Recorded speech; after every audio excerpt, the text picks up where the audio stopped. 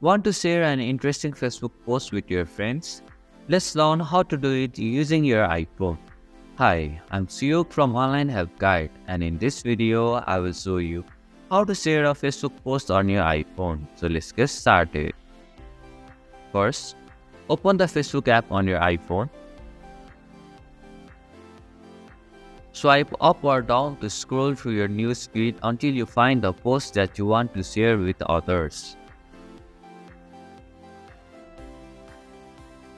Now, simply tap on the share option from the bottom right corner of your post.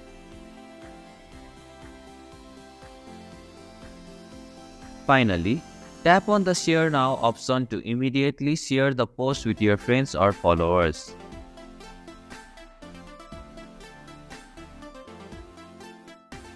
And this is how you can share a Facebook post on iPhone. Thank you for watching Online Help Guide. Hope this video was helpful. If it was, then hit the like button and comment down if you have any questions or feedback.